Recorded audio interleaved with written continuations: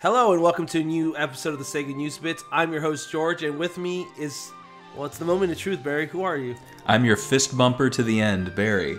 Exactly. We're going to be talking about Sonic Forces, the comic book, and it's kind of weird because we just talked about the IDW Sonic the Hedgehog event thing they had, and they even said that they might do a Sonic Forces tie-in, and all of a sudden this came out. But this has nothing to do with IDW. People online thought this had to do with IDW. It's actually a tie-in to the game that's coming out in November, obviously. And this one's called Sonic Forces Moment of Truth. And the story was actually done by Sonic Team. The script is done by Ian Flynn. And the art and letters are done by Adam Bryce Thompson. And he did a great job on this, actually. So give him props. This is the first time I ever heard of him, so good job on this. So if you haven't read the comic, it's free for everybody to read it digitally, and you could find it in the description box before you actually hear us talk about it and spoil it for you. There's not that much to even talk about, really. It's really short. It's like 6 pages or something. But basically, it's about your avatar and his moment of truth, because he's been this defensive guy that's just been scouting, I guess, and then Eggman attacks and the Chaotix are there. And together they have to defend the base. So that's kind of his moment of truth where he gets his first action. Yeah. What's your opinion on this issue? Like how it was done, how the scripting was done, and the tone of it?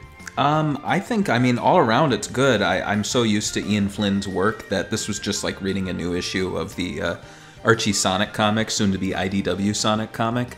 I will say, though, that this issue really made me feel... In the back of my head, ever since all this Sonic Forces stuff was going out, I was getting a huge Attack on Titan vibe from Sonic Forces. Exactly. And this one especially really feels like they were inspired by that, because there's these like strongholds and watchtowers and these like sunset gray colors. It's kind of like Sonic Forces, a mix between like Attack on Titan and Valkyria Chronicles to me. And it kind of reminds me of, like, I don't know if you've read this, but there's Earth 2 DC Comics. There's this story where all the heroes die, and oh boy, and then there's supposed to be like new heroes, and then they're like, I remember Superman and Batman, and like them trying to live up to that image that they created.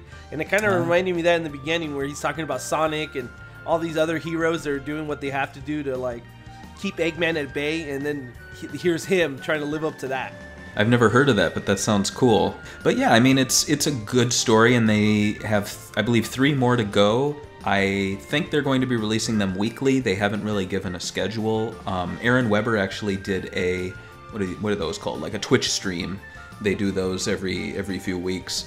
And he actually had Ian Flynn on, and I'm blanking on his name, but he's the new guy behind the IDW Sonic comics. And they talked a little bit about this. It didn't, like you said, it's not IDW connected. And some people online have been complaining about that. I don't really understand why, because IDW is a publisher. There's no reason to publish. Like, this isn't being published. It's like a PDF. Yeah, it's not an ongoing story. Yeah, and I know some people have been vocal saying, this is Sega leaving money on the table because they're not selling it. But I mean, think of it this way. So Sega, they're going to be relaunching the comics soon with IDW in April.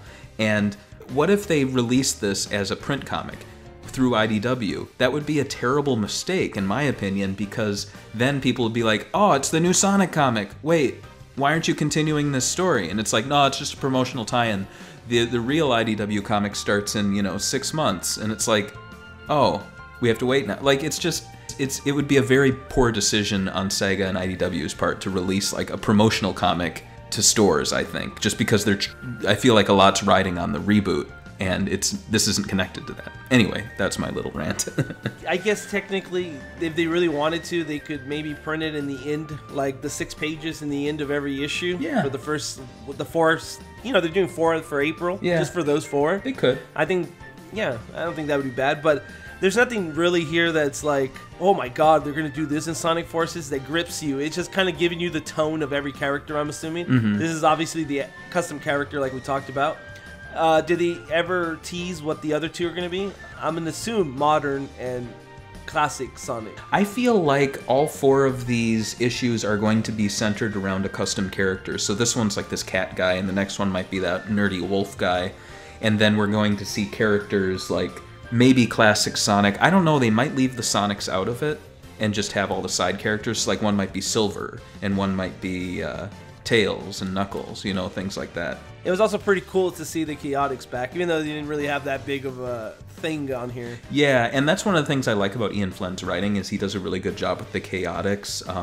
I mean, they kind of act like, I've been watching the Sonic X cartoon, and they have similar characteristics there, but I really like them as a trio, and yeah, they're enjoyable. I like Vector. He's a cool guy. We read this, so this gives us kind of like the first glimpse into the Sonic Forces. If they made a comic book with IDW, do you think this should be something that's ongoing if people like it? Or do you think that they should just focus on the main Sonic stuff and don't try to label it Forces or Mania? Because if you start doing that, then you're putting yourself in this little cage, you know? Unless it's limited to 12 issues or something. It's kind of like, oh, now you have 2 Sonic comics. One's Forces. What's the difference between Sonic from Sonic Forces and Sonic from the IDW comics? You know what I mean? Right. And I think that's what they were kind of, that was one of my problems with Sonic Boom. So I don't want them to do that. Instead, I'd prefer them to write a really good Sonic comic and just happen to do game adaptations once in a while, which is what they were doing before the Archie comics ended. We had a great Sonic the Fighters adaptation, and Sonic Unleashed was going on, so yeah, I can't ever see them doing a Sonic Forces adaptation, because Sonic Forces is really a, like, bad future, you know? So, but this is it. We're getting our prequel, so that's cool. That's cool. So what do you guys think about the Sonic Forces comic book, Moment of Truth? Are you excited to play as the Avatar, and do you like this kind of story for avatars? Just let us know what you guys think, and if you guys like what we do, subscribe if you haven't, like the video, and tell us what you think in the comments below. Thank you for watching. I just got a paper cut. Well, it's digital. Oh, digital cut. A D cut. You cut.